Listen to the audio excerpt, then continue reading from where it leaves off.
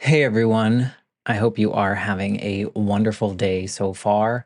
I am just dropping this special little clip into all the episodes. So, no matter what episode you're listening to, this is actually pretty current as of July 2024. I wanted to come on here and just say a big thank you to Earworthy because the Life Shift podcast was just named the best overall podcast of the year in the first Earworthy Independent Podcast Awards. And you've probably seen some articles written about the Life Shift podcast before, written by Earworthy. And now he is launching from his online publication, he is launching these yearly winners of independent podcast awards. And these are specifically for indie podcasters. We are those that wear all the hats. We create the show. Some people write the show. We're producers, sound engineers.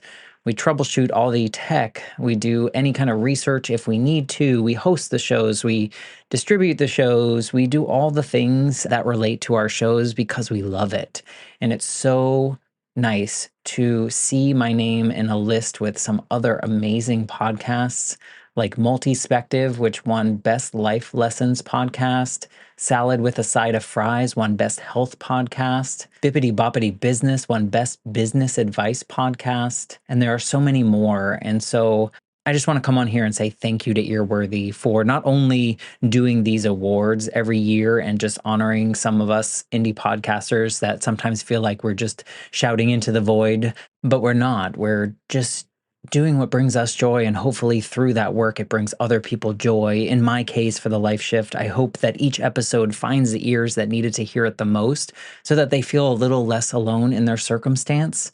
But also, Earworthy writes all these amazing publications pretty much weekly, every week, every weekday, I should say, where he writes on Blogger, Medium, Substack, Tumblr, Vocal, Many Stories, and for other places. And he really just highlights the independent podcasters.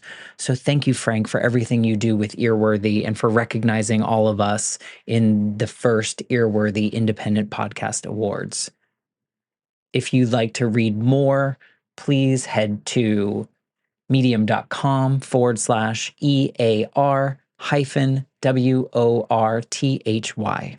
Thanks again and enjoy this episode. So my whole body was pretty screwed up by this point. I was like 27 years old.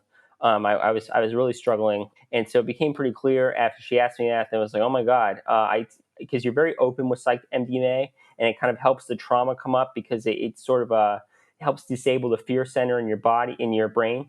And so when you kind of can work through things in a more therapeutic way and kind of a less guarded way. So I did it with a mask and like music and a shaman and all that.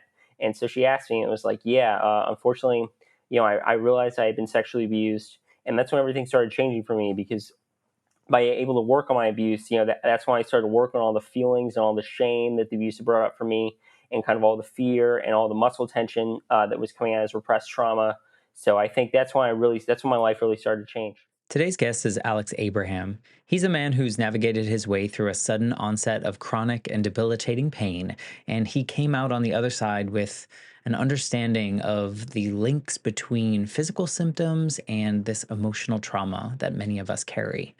His story is one of courage and determination, especially determination, of confronting the most terrifying aspects of his past and, in doing so, finding a path to healing and really discovering who he is. Alex's journey led him to unexpected revelation. His chronic pelvic floor issues were actually physical manifestations of a deeply buried childhood trauma. In the search for healing, he ventured into the realms of psychedelic-assisted therapy, and that's, I know, a sometimes controversial and emerging field of mental health treatment. But undergoing therapy sessions with substances like MDMA and psilocybin, Alex was able to access and process repressed memories and really reveal the root cause of his physical problems.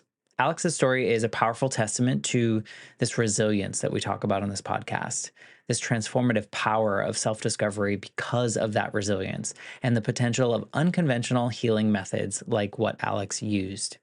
It's an exploration of the depths of human pain, but also a beacon of hope for those that are wrestling with similar issues. This episode discusses childhood trauma and the resulting journey, so please take care if this topic is a trigger for you. Before I jump into today's episode, I wanted to thank Tracy and Emily for supporting the show 2 episodes every single month. This helps with production costs and hardware costs and all the things that go into bringing these important stories to your ears. So thank you for that. If you are interested in directly supporting the show, please head to patreon.com/the Life Shift podcast, and you can find out all the information there. So without further ado, I'd like to introduce you to my friend, Alex Abraham. I'm Matt Gilhooly, and this is The Life Shift, candid conversations about the pivotal moments that have changed lives forever.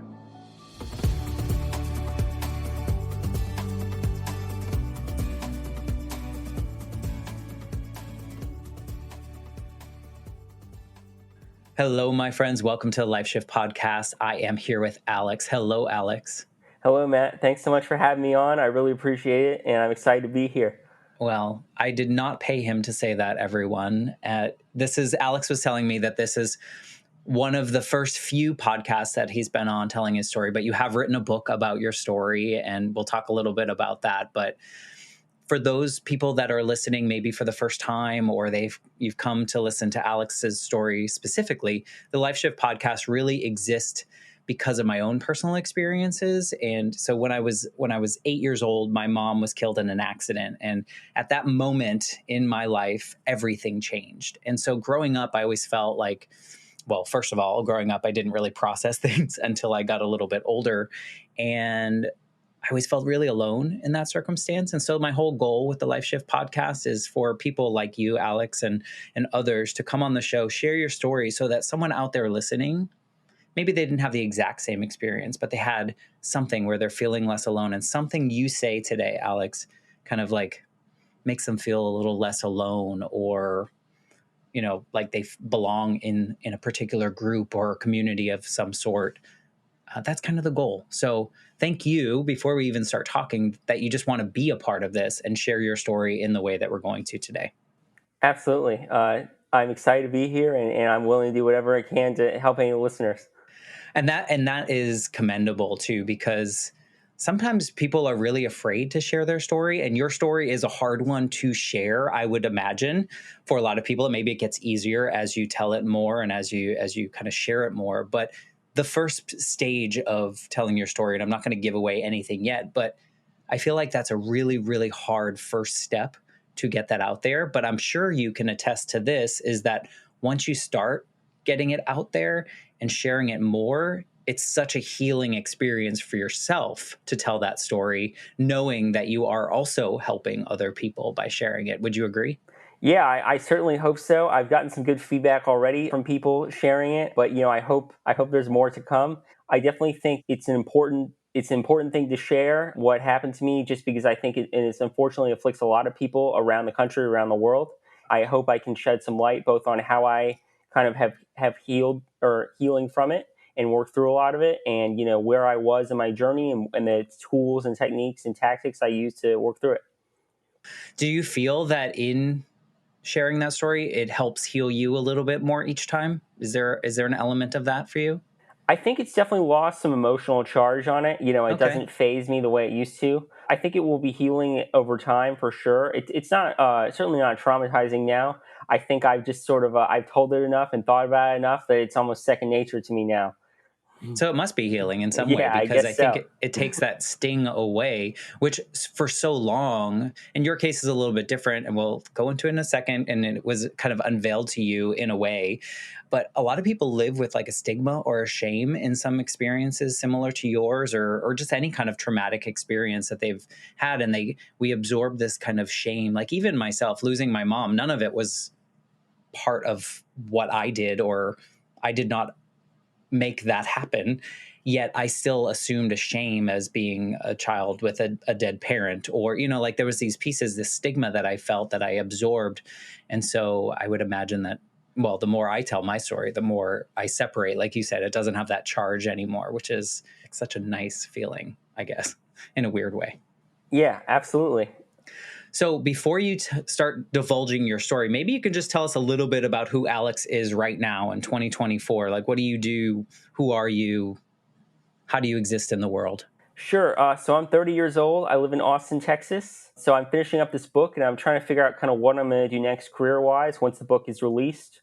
I'm thinking about going as maybe do an emotional health practitioner, kind of helping people integrate psychedelic experiences. And then I've recently started taking steps towards starting a nonprofit to help people pay for psychedelic treatments.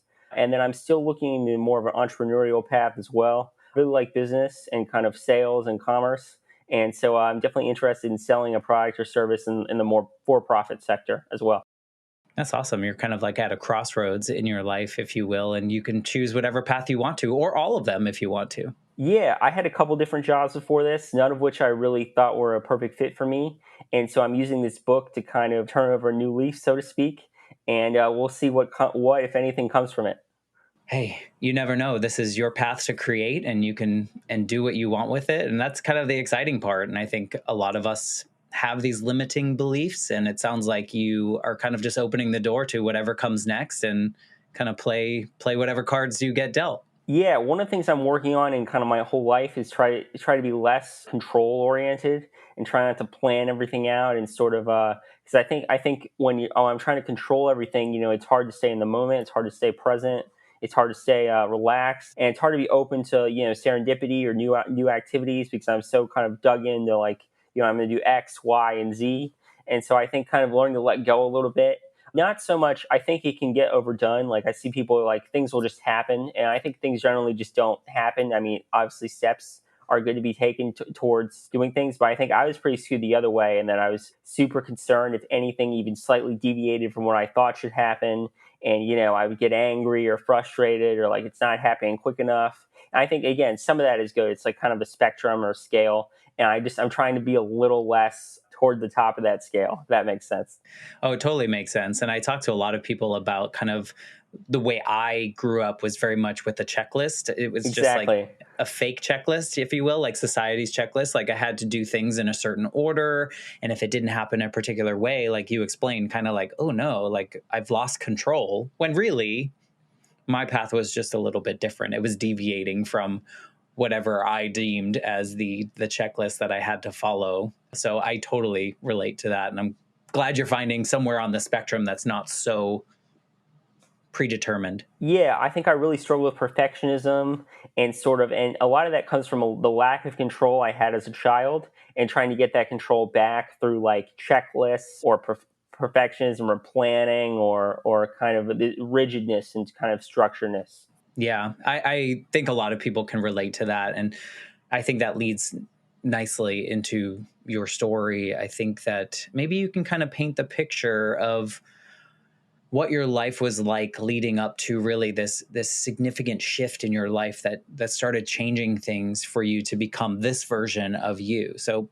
go back as far as you need to, or however you need to paint that picture. But we'd love to hear that before times of Alex. Sure. So I was traveling abroad. I was 23 years old, and I was riding a bike around the Netherlands. And when I got off the bike, I started having these horrible pelvic floor problems.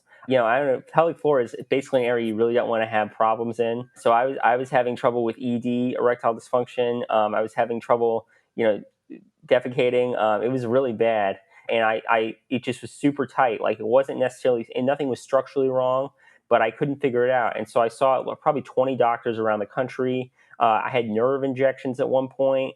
They wanted to put like a stimulator in my pelvic floor to try to like loosen, like a pain stimulator. Did a ton of pelvic floor physical therapy. I saw a bunch of acupuncturists. And this is all young 23, 20? Yeah, Wow. 23 to about 27. Wow. So it was about 4 years of. I moved to New York to see special pelvic floor therapists and acupuncturists, and that didn't work. So I got Botox injection, like all sorts of stuff. It was really miserable. So I was having to go to the bathroom all the time. I couldn't get a very good erection at all. It was painful, and so I wasn't sure what to do, and I was really kind of stuck because I was like, I can't live like this forever. This is super miserable. I was really struggling in every way, and I had no idea what to do. And so I'd heard from a couple other people. Tim Ferriss, the entrepreneur, in particular, he had used psychedelics to heal from childhood sexual abuse. Unfortunately, he was sexually abused. And so I told myself I was doing psychedelics for anxiety because I was struggling with a bunch of anxiety, and I heard this psychedelics could maybe help. It didn't have anything to do with my pelvic floor at all, at least in my original definition. But it became pretty clear after a couple sessions My facilitator had kind of gotten tired of me kind of stalling, and during a MDMA assisted psychotherapy session, MDMA is kind of one of the psychedelics people use to kind of feel more open and sort of less guarded and kind of let go of trauma. And I can talk more about that, but it became pretty clear that I'd actually been horribly sexually abused by an authority figure when I was 6 years old, 7 years old, in all the worst ways. And that was why, I had a bunch of repressed emotion and repressed trauma, and it was literally like tightened in my pelvic floor area. I'd also have a bunch of other muscle tension too in my neck and my shoulders and my back. So my whole body was pretty screwed up by this point. I was like 27 years old. I was really struggling, and so it became pretty clear after she asked me that. I was like, oh my god, because you're very open with MDMA, and it kind of helps the trauma come up because it helps disable the fear center in your body, in your brain. And so when you kind of can work through things in a more therapeutic way and kind of a less guarded way. So I did it with a mask and like music and a shaman and all that. And so she asked me, and it was like, yeah, unfortunately, I realized I had been sexually abused, and that's when everything started changing for me, because by able to work on my abuse, that's when I started working on all the feelings and all the shame that the abuse had brought up for me, and kind of all the fear and all the muscle tension that was coming out as repressed trauma. So I think that's when my life really started to change. Yeah, I mean, you just gave us a lot. And first of all, I'm sorry for what you experienced. Was Well, in a lot of ways. I mean, as a child, especially, but then what you went through as a young 20-something-year-old, when your life, I guess, in that checklist that we were talking about, like everyone's in their prime and doing all these things, and here you are having to deal with physical ailments that you couldn't uncover, like you just didn't know why they were happening, but yet you were open enough to try these psychedelics of some sort. Was there anything that, like, had you dabbled in that space, or was it just really you heard someone else kind of talk about how it helped them and you were like, I've tried everything else, I'm going to jump into this? Because I think that's not something that normally people jump to right away. Yeah, it's funny. I done MDMA a couple times at concerts, and it was a dramatically different experience. It's not the same at all. I think therapeutically, it's much different because you're in a much different environment. There's something about mindset and setting are super important for psychedelics. And I think in the college years when I did MDMA, I wasn't in the mindset to work through any of this stuff. It was like to feel better at a party. Different goal. Yeah, exactly. But I think in that setting where it's like very quiet and like the shamanic music, and you have an eye mask on, which is super important because it helps you stay in your thoughts and in your feelings instead of like concentrating on external things. So that part, and then kind of the mindset that I was going in to kind of work through stuff, I think was a big different differentiator for me. But again, I was just going in to do psychedelics originally for anxiety because I was struggling with that. It wasn't even to do anything on my pelvic floor. I didn't think they weren't related at all. Did you do any kind of therapy before that? Like when you were going through all the different treatments and stuff like that, did you do any talk therapy of any sort, or did you just go right into this? I dabbled in talk therapy for a while. I've been kind of unhappy for a long time, but it really was totally ineffective for me until I started doing psychedelics. And psychedelics really started to open me up. I had a very strong like ego structure because after trauma, your default mode really tightens up. And I guess what that sort of means is you're kind of less open, you're kind of less in touch with your feelings, I guess, and more kind of dissociated. And so I think that the psychedelics started kind of breaking down and reorienting my ego structure. I started to feel more open in therapy, and I think it one of the best things about psychedelics is it opens the door for better therapy. Once I started doing psychedelics, that's when I started really making progress in therapy. That's when I realized I actually was really resentful of my parents. I didn't really quite get that before because they had missed my abuse, and I was really resentful. I was really angry a lot. And before psychedelics, I was more just kind of dissociated. Like I was very unemotional, kind of very almost like like I didn't cry, I didn't feel much happiness. It just kind of whatever. And I think really the psychedelics really started to open me up emotionally. So that was a huge thing for me. What kind of time period is that, like from when you started like going for anxiety, and kind of like from the beginning of that to when kind of the key unlocked these memories that you had really suppressed clearly? Yeah. What's that time period look like for you? So I did my first psychedelic session almost a little more than 3 years ago now. And so it became clear I'd been abused about 6 months after that. Okay. So after my first session, I started having even more anxiety, not less, because all the feelings and kind of emotions I'd been pushing down started coming back up. And I started feeling really anxious about my body, and my body was almost in even worse shape than when I started doing psychedelics originally. And then I was crying a lot more, like I didn't know what to do. I was very disconnected, and then I blacked out the whole second time I did psychedelics. So that was really bad. Was working with a pretty inexperienced person. It really was not a good fit. And so, one thing I would recommend if you're going to do psychedelics, I think it's really good to have a good guide, someone that you trust and have rapport with, and gets you. Do your research. Yeah, because I didn't do that the second time, and it really went quite badly. I almost went to have to go to an urgent care facility because I was so kind of a mess. But then after that, I kind of found a more experienced shaman and someone I felt connected with. And I think in that safe space, I was able to start pulling up my abuse. And that's shortly after that. So my fourth session actually is when the abuse came up. So, I mean, I guess it was fairly quick. And before we get into that specifics, it's just so interesting to me to think about being like a shell of a kind of like the way you describe yourself was kind of like a shell of a person. Like you were Yeah. doing all the human things, but you weren't feeling all the human things. You were just kind of going through the motions of living, if you will, not happily because you were in pain. Then the idea of going for your first time and like things crack open a little bit, I can imagine what that swell of like overwhelming, I haven't felt these things for 20 something years and now I'm like in a flood of it. Is that kind of like what it was? That's what I'm picturing. So I don't know if that's what it was like, but it sounds like it was very similar. Absolutely. Yeah, I think it was a real red flag that, I was pretty emotional and I cried a lot as a kid. But by the time I was like 25, 26, I just was pretty like, I had family members that had gotten really sick and I was just kind of, pretty nonchalant about it. So I was all thinking, no feeling at all. And I think that's a really tough way to go through life. I think the intellect and thinking is only a part of a whole person. And that's something I've kind of learned over time. That's why I think talk therapy is an important part of the toolkit, but I think it's usually it's necessary but not sufficient. I think for full healing because I think it's all intellectual. It's how do you think about things, and I think it's really hard to get in touch with those deeper feelings through talk therapy. I mean, some people can get there. I couldn't get there, and I need the kind of psychedelics, particularly psilocybin, to kind of work through that.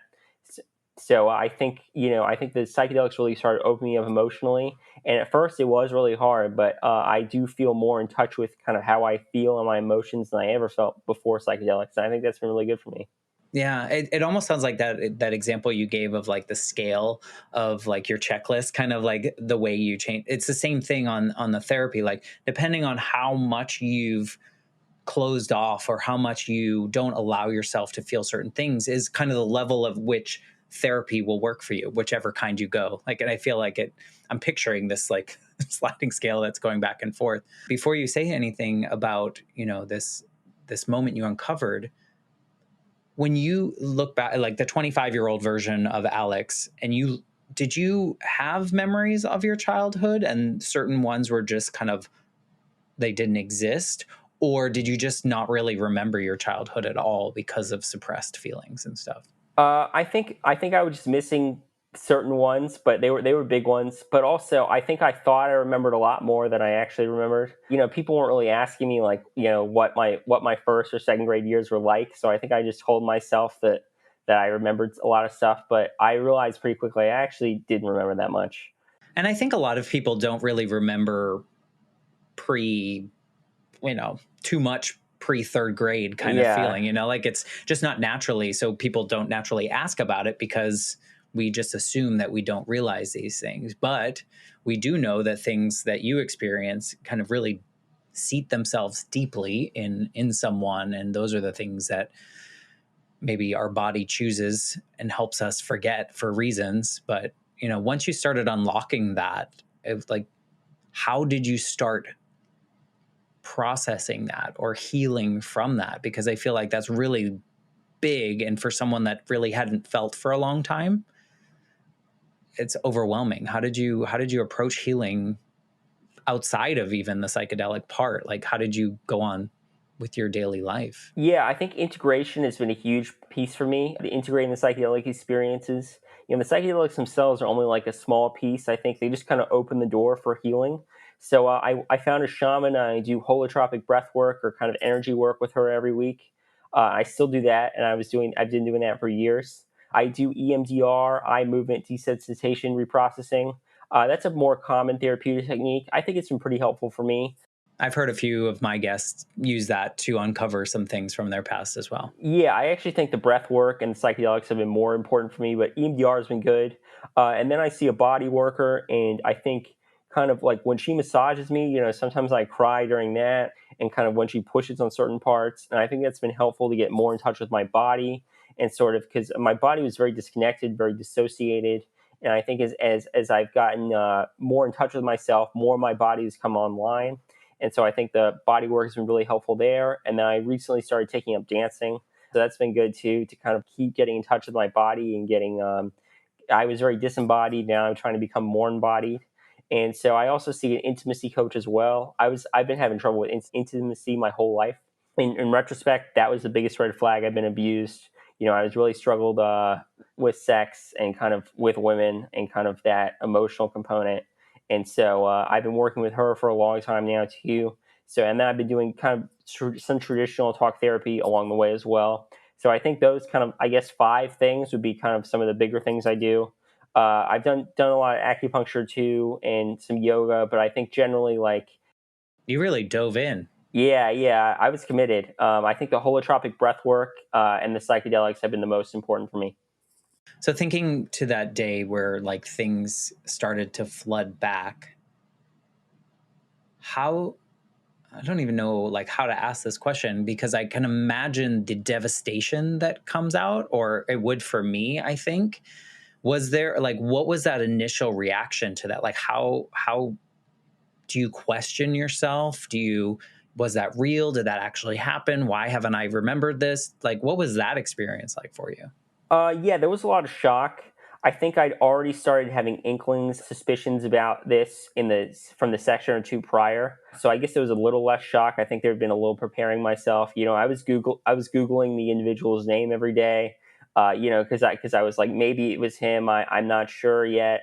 I mean, I'd read a lot of books about trauma, but yeah, it started to feel like once I said I'd been abused, it started to feel like I was getting abused all over again. In terms of kind of body sensations and kind of felt like it was happening again and I was being re-traumatized. So and then there was a bunch of kind of gagging, just all sorts of stuff that was like really bad. So I think at that point it became kind of hard to doubt. There was like a lot of sensations there that you really just it would I just knew it had to be like it was just too much body and sensation stuff for it not to be true. It's interesting because I think there's probably a lot, and I don't know, I'm making assumptions here. I think there's a lot of people that would feel these things and then be too afraid to move forward, to move through, and be more inclined to push down, to push back. You know what I'm saying? So how do you find the fortitude to push through, to continue moving through all that? Because it sounds terrible. It sounds absolutely miserable and horrible and something that I don't wish on anyone. So how do you find that strength to move through that at that point in time? Yeah, I think the MDMA is really good at kind of feeling safe. Even scary stuff in the moment. Like I was saying some really scary stuff. I had a lot of scary flashbacks, but it disables your fear center in such a way that you can kind of talk and think about that stuff without it sort of just destabilizing you or anything. And then also, I'd been working with a shaman for a while, and she was there when this was all going on. We were engaging, so it would have been kind of tough to like claim it didn't happen after that. Like we talked about it in pretty graphic detail. So it would be, I guess I could have like stopped seeing her or whatever, but But I think a lot of people might. yeah, I mean, I was having such body issues at that point. Like I think I wanted this to come out, in a deep way, because I couldn't live like this anymore. And I'm still having a lot of body issues, but they've gotten a lot better as I've started working through this stuff. So I think I wanted to heal. There was some part of me that was like, you know what? I don't want to live like this anymore. This sucks. There was no benefit to living like this. Like, when you're having ED and like, having trouble to go to the bathroom, it's not like, I think the alternatives sound a lot better at that point. Working through your abuse is better than that, I think. So, so yeah, I was like, you know what? I think it's good. So yeah, I really dove. I went all the way You in did. You went instead of all all the in. way out. I feel like you got to go either all in or all out. And I went all in. Yeah. And I mean, and you lived a lot of your life all out of it. So it kind of Yeah. makes sense of like, you got a taste of like a human experience, as bad as that piece was, like the feelings and the things that maybe you weren't feeling for so long, just in general, whether that was extreme anger, whether that was extreme sadness, whether that was like extreme fear, all those pieces, it sounds like you got all at once. And maybe there was part of you that was like, okay, if I can figure out how to manage these, like, so that they become eventually not so extreme, but rather just like normal kind of moving through life emotions, like I can see how someone would jump into it. But man, you really went into it, and good on you, because I think, I don't know, I feel like a lot of people I know would maybe continue dipping their toe in or backing out, like can't deal with that. And maybe it's also generational. I don't know if that's maybe something that plays into it. I'm about a generation separated from you, and I feel like the people that I grew up with, like for instance, when my mom died, I was 8.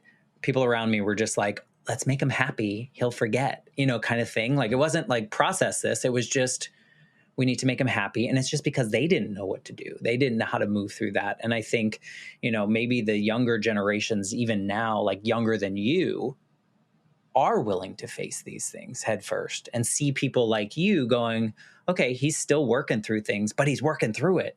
And he's doing it with like confidence and, you know, confidence in himself, because he knows he can get to a place where he wants to be, and kind of defining yourself. I don't know if any of that kind of makes sense in what you've experienced. Absolutely. I think there's a lot more research done on trauma and like how to work through trauma and how trauma works. I do think some of it's gotten over the top. Everybody's like, I don't think everybody needs to see a therapist like all the time. I think therapy speak can be kind of weaponized. Like you trigger me, so you should stop doing that. That's actually not how it works. If you feel triggered about something, it's ultimately up to you to either like get out of that trigger or work through that trigger yourself. It's not like a power thing. But having said that, I think people like the Bissell van der Kolk, the guy who wrote The Body Keeps the Score, Nicole LePera, Peter Levine. I think they've all done a lot of great work and kind of more research on how trauma works. It stores in the body. How to work through it. How to feel those emotions, whether that's through breath work or psychedelics or whatever other modality you might use. So I think people are understanding and ready and kind of how this works. And whereas I think my parents' generation, they just like drank a lot instead, or they like did a bunch of drugs, or like they dove into work, or some other way to, Ignored it. yeah, or some other way to dissociate or disconnect from yourselves. And ultimately, I think that led to a lot of screwed up people and families, frankly. But I think we're starting to work through that now as a society, and I think people are starting to wake up. And I think it's unfortunate because I think there's still kind of a stigma around therapy and like working through trauma in certain circles.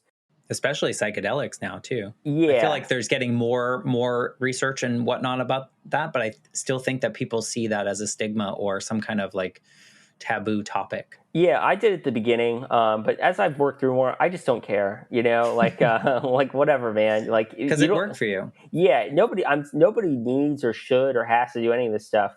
But I do think it should be available, or it should be available for people that want it, and they should know it's an option if they want to work through their stuff that way.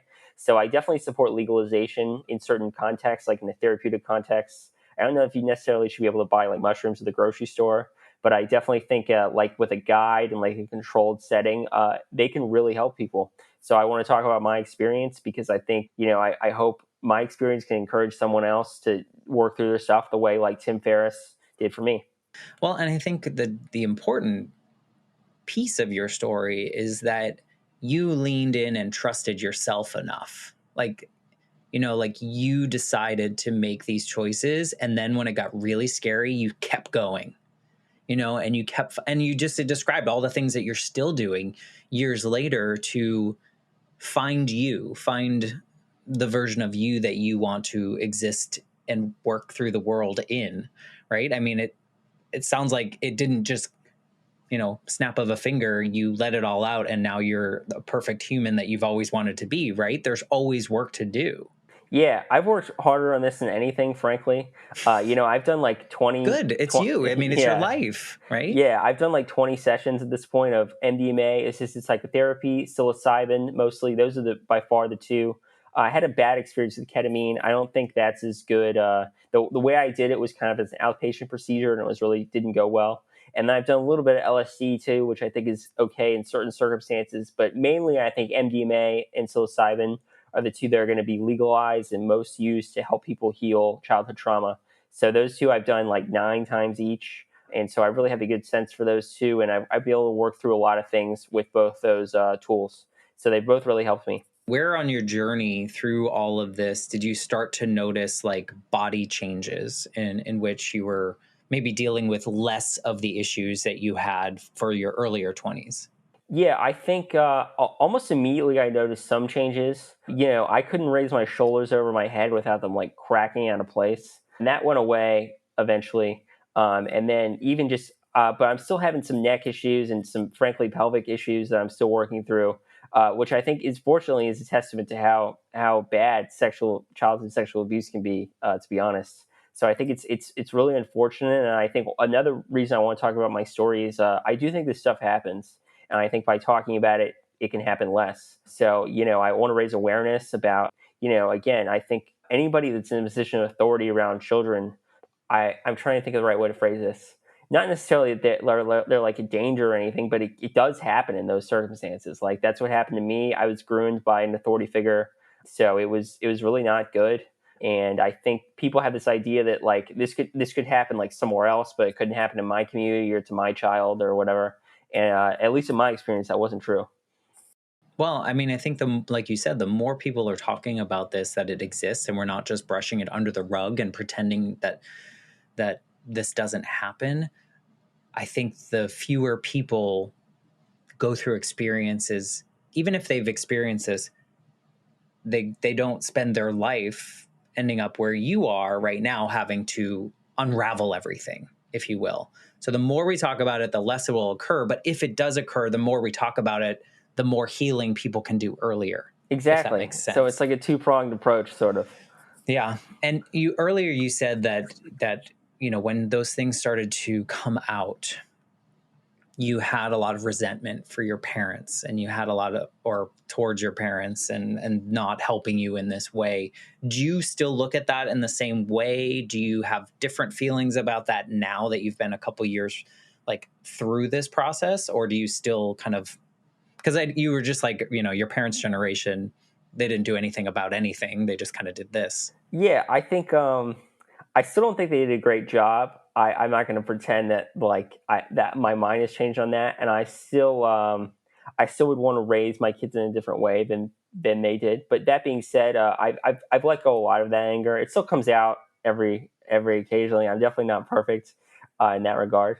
Yeah, I think ultimately I'm on my own journey, and it's important to take responsibility for yourself. Not necessarily that any of this was my fault or like this was happened because of me, but just that it is my responsibility to work through. It's my responsibility to heal from. If I choose it to be my responsibility, again, a lot of people don't take responsibility for themselves, and I feel bad for them because I think there's a lot of power and responsibility, and there's a lot of disempowerment by blaming everybody else. Not that there's responsibility for you to bear as a 6-year-old, though, I think. Sure. But now you Yeah. have this responsibility to yourself to heal from that. Exactly. And so, yeah, again, do I always take 100% responsibility all the time? No.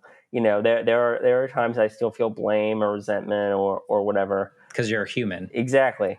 So, but I've gotten a lot better on that, and I think I'll continue to improve in the years ahead. And before the first year or so, I took it was everybody else's fault. Like this is bullshit. But I've gotten a lot better about that. The first year of your Therapy, yeah. Okay. Once I started working through the abuse. Yeah. Well, I think that takes time because, first of all, like a flood of memories and emotions and the things that the byproducts of all of those are probably really overwhelming for the first a long period of time, I'm imagining. Yeah, it was horrible, especially once I started doing psilocybin. I got even more in touch with how I felt about all this, and there was crying, and there was sadness, and there was a lot of bad feelings. You can't be expected to become like so, responsible for, like you can't take all of it on at once. So, like there Yeah. is a blame to be had. There's a blame to other people as well. So it's not something that experience especially, and the subsequent experiences, because once you push back that, you're preventing yourself from doing other things throughout your entire life. So I'm sure there's this like connection trickle effect of all the things that happened to you or you did or you chose to do because of that one event way back in your early life, or not one event, but that experience, Yeah. that trauma that you experienced then affected everything after. Yeah, unfortunately, it was a lot of events, but yeah, I think it absolutely affected me. I think it totally altered my life. Right. Still, it always Yeah, will. yeah, that hurts. I mean, it's still. I think there'll always be a scar there. I look at some of the decisions I made. What I made those differently. What I've had more girlfriends. Who knows? So yeah, those are questions I'll never get the answer to, or how I would be a different person today if this hadn't happened. I don't. No doubt. It's not really useful to speculate on these sorts of things. I'm not going to pretend I don't do it, but or I didn't do it. Right. But it is what it is at this point, and I think it ultimately definitely altered my life trajectory. I certainly wouldn't be writing a book about this stuff or being on podcasts like this one had this not happened. So maybe it's kind of blaze a trail for new opportunities and new things to come. But I think one thing I've always tried to remember is beneath blame is usually hurt. It's usually kind of sadness. So every time I think about blame, I actually think, well, what am I really sad about here? Like, what is or kind of ultimately anger usually is often sadness too. Like, what am I angry about? Beneath that is what am I really hurting or sad about? So every time I try to reframe that, and it kind of gets me more in touch with how I really feel. When you started your story, you talked about like biking through the Netherlands. What's significant about that moment that's where you kind of chose to start? Yeah, that's just when I started having pelvic floor Oh, problems. it started then. Yeah, like I literally got off a bike and was like, something feels weird here. Wow. So nothing before that. I wasn't having any. I think I was having a lot of emotional, but I wasn't having any body issues at that point. Gotcha. Okay. My I wasn't having any ED or anything like that. But the second I got off the bike, it just felt it felt different. Like I almost like tweaked something, and it just kept getting worse and worse for like months, and I like didn't know what to do, and then I was just kind of stuck, and that's when things really started to take a nosedive for me, actually. Yeah, I mean it's interesting, and you mentioned it. The body keeps the score. Kind of thinking about how like maybe that was your body. Like Yeah, exactly. I need to raise the flag now because we need to do something about this, and let's go. Yeah, I mean that was the triggering moment for me, but there probably would have been another one had that not happened. I think it was going to come up eventually. Like it was bad enough where I don't think I could have suppressed it for my whole life. Did you have any triggering like emotional moments like that, or was it really that physical one? Was like that your body knew that you weren't really going to listen to the emotional ones. You needed to be in some pain, Yeah, or I think, something like that. yeah, muscle tension. Yeah, I think I was talking. I don't think there's anything else that could have set me on this path. There's certainly no emotional issue would have set me there. I think it had to be physical.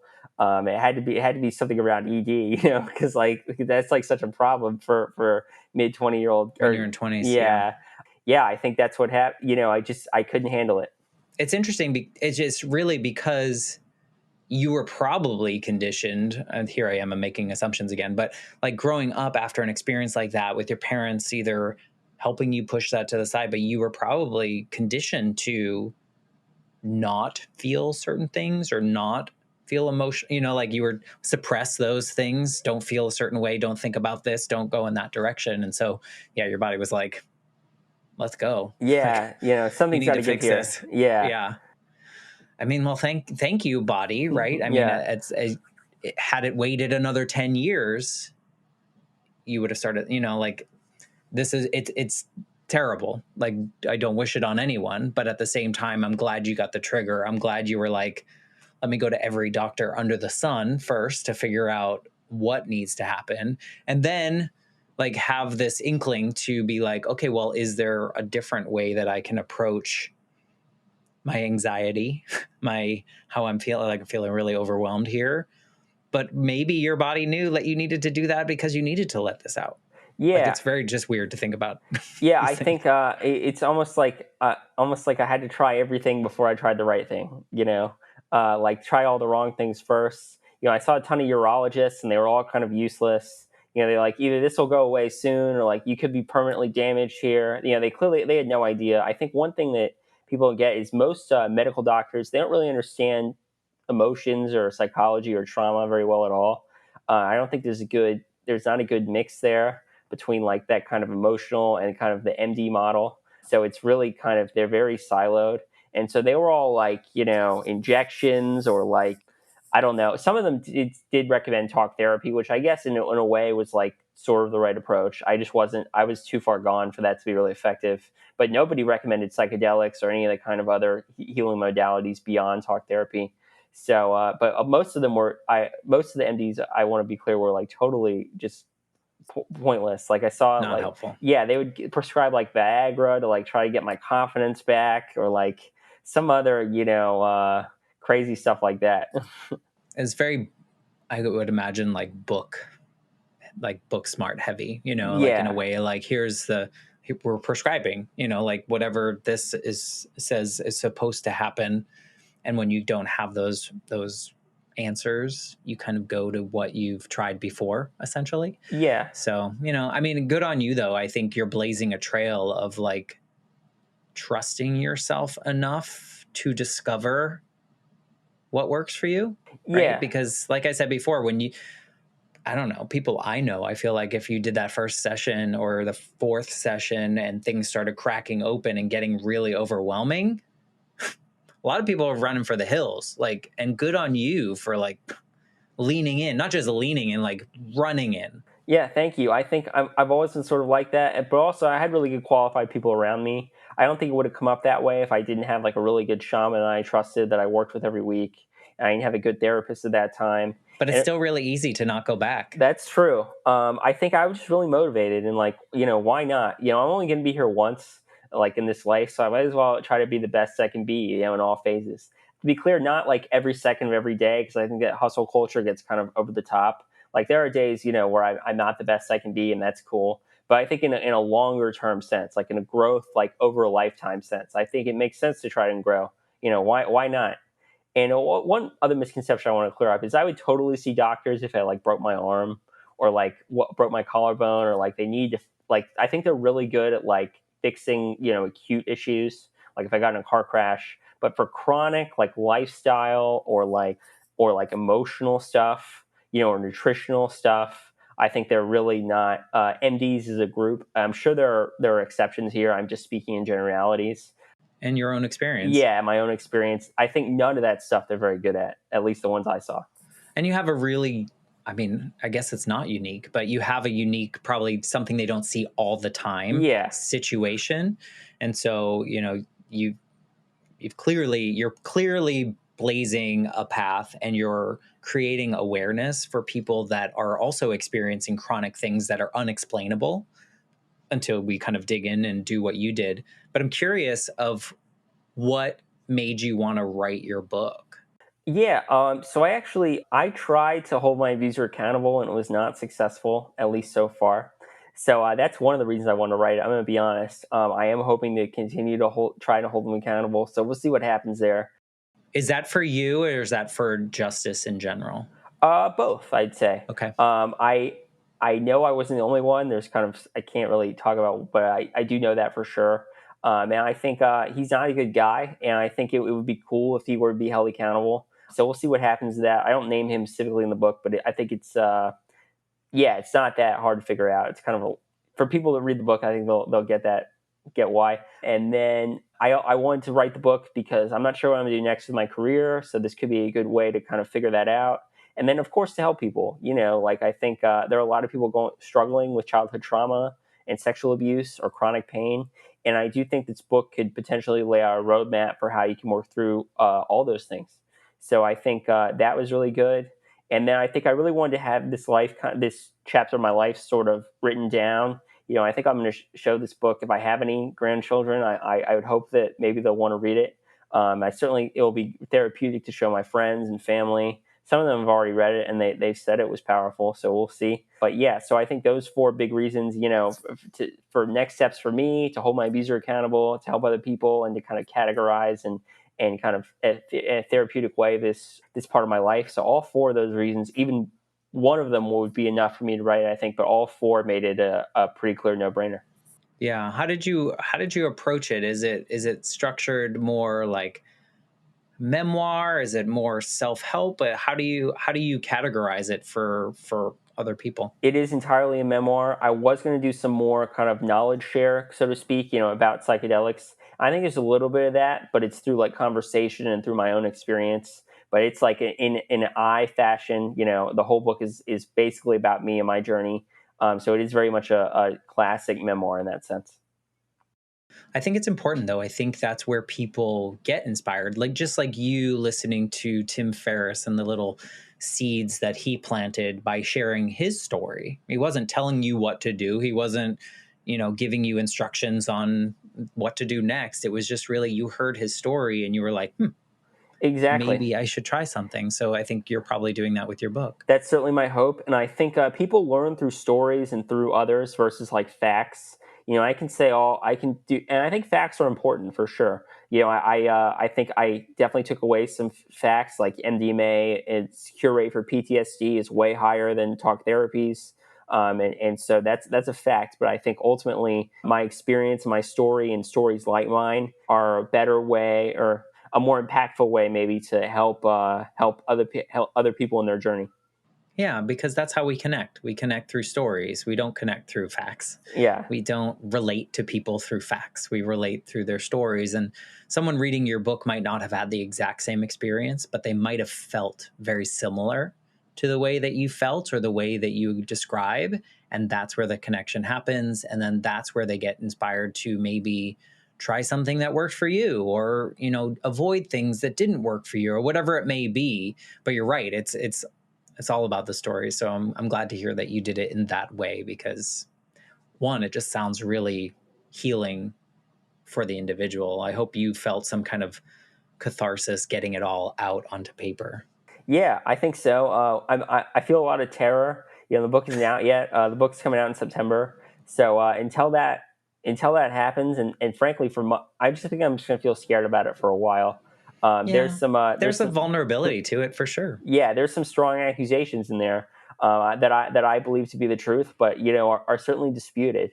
So we'll see what happens, but I'm excited about it too. So yeah, I think it'll be good. And one thing I do want to bring up is I think a lot of people does seem like are struggling with chronic pain or chronic muscle tension. And I don't want to claim that it's always like repressed emotions, but I do think in a lot of cases, if you read some of the work of this guy John Sarno, he healed his back pain by working through repressed feelings of anger and stuff.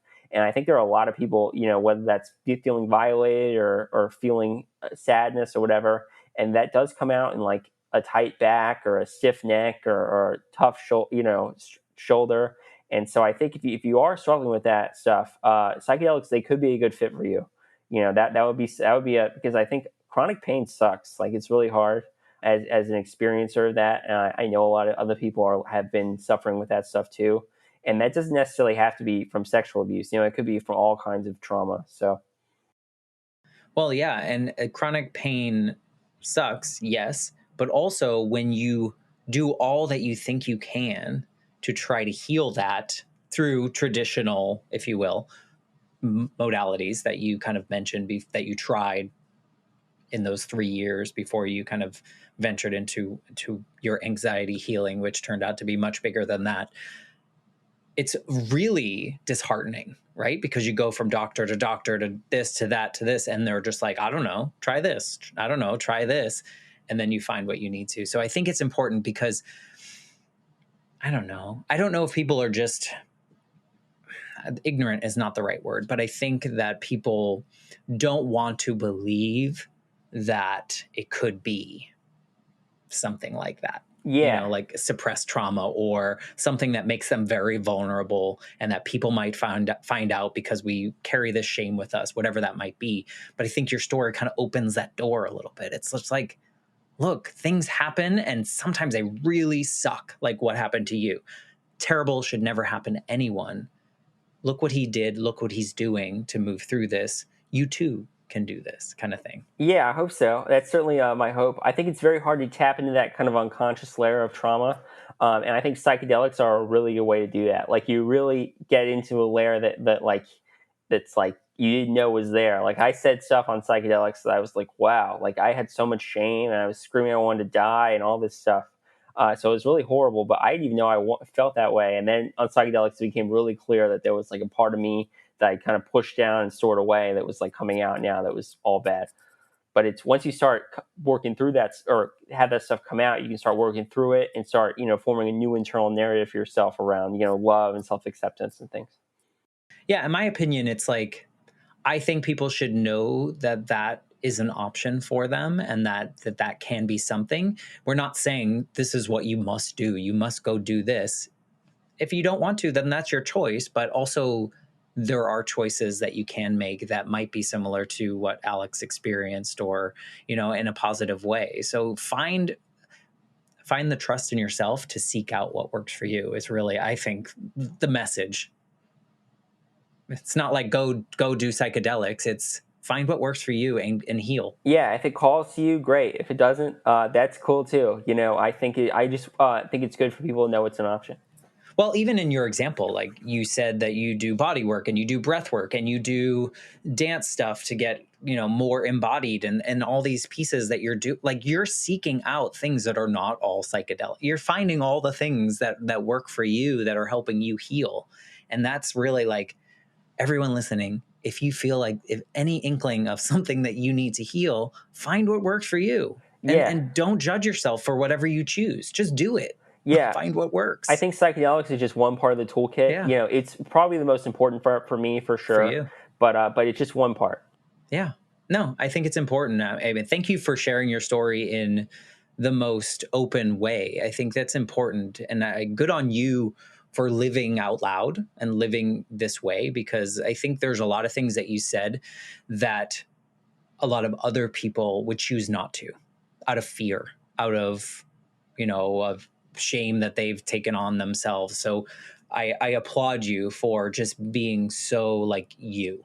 Thank you, Matt. And I would say, I'm going to be dead at some point. So, not, and whether this any of this Hopefully a matters, long time from now. yeah. But whether any of this matters, I don't know. But the point is, why not say what you think? Not to be in a necessarily mean way. Like I don't just go out and tell people they're like overweight, but like in general, like I think part of feeling good about yourself is like telling the truth and saying, what you believe and what you think. And so I try to do that. Well, I think it's important. You're living as authentically. I know a lot of people hate that word, but you're living as real as you can in the body that you have now, with the mind that you have now, and that'll change as you go through more modalities and the things that you want to try to become even more yourself. So, I applaud you for just being you and like fully embracing that, because not a lot of people do that. Yeah, I don't think at the end of my life I'm going to look at it and like, wow, I wish I, held back more. Maybe that's true, but I don't think so. I don't think so. I don't think a lot of people feel that way. So thank you for that. If I know your book's not coming out until September, but how can people like kind of get connected with you and get in your orbit? Sure, I'm on Instagram. I just started making videos a little while ago. I'm going to have a website pretty soon. So Instagram is Alex Abraham 1122. So you can Awesome. definitely reach me there, and feel free to get in touch with me with any questions at all. I'm writing this book in part to answer questions. So if you have any, hit me up. Awesome. We will put those links, or that link, in the show notes so people can connect with you in an easy way. Before I let you go, I'd love to ask you a question that I kind of ask everyone, and if it's not possible, but knowing what you know now, all the experiences that you've had leaning into these different modalities and finding out more about yourself and about who you are now and who you are because of those things from the past. Is there anything that you would say to Alex walking into your first MDMA session or your first psychedelic session? Is there anything you would want to tell them? Um, I honestly, I think if I'd really known how bad it was going to be, I'm not sure I would have started. But I would say, I maybe it would be okay. But I guess I'd be grateful that I wouldn't. tell him anything, because I think it'd be like almost like if you knew what you're getting into, you never would have gone. Like almost like if you go on a hike and like you're halfway up and you're like, I never would have started this hike if I'd known how long it was. But now that I'm halfway through, like I can't turn around now. So that would be lame. So I guess You I wouldn't guess say anything. yeah, I guess I would maybe give him a hug instead. Yeah. And that a hug would be much more valuable than any sort of like advice. You're not the only person to say that. I think there's so many of us that have experienced a trauma of some sort, and we really needed a hug. We Yeah. really needed someone to see us, to know that, we existed in a way. I think so. I think that's a perfect response. I kind of pictured you when you were kind of talking about you wouldn't tell him anything. I kind of pictured you like just watching him walk in, like with pride, Yeah.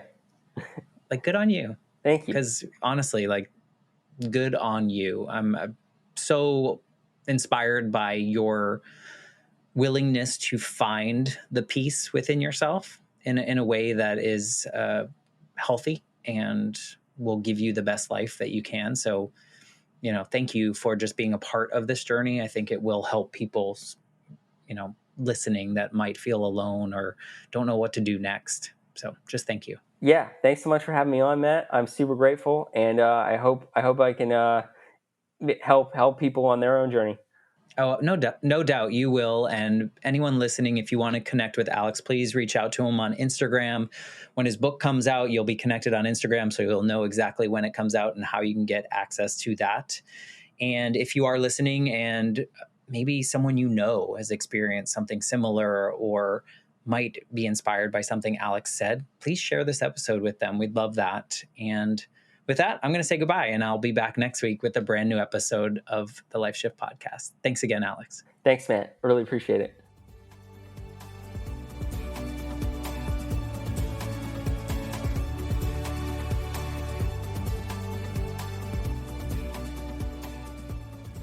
For more information, please visit www.thelifeshiftpodcast.com.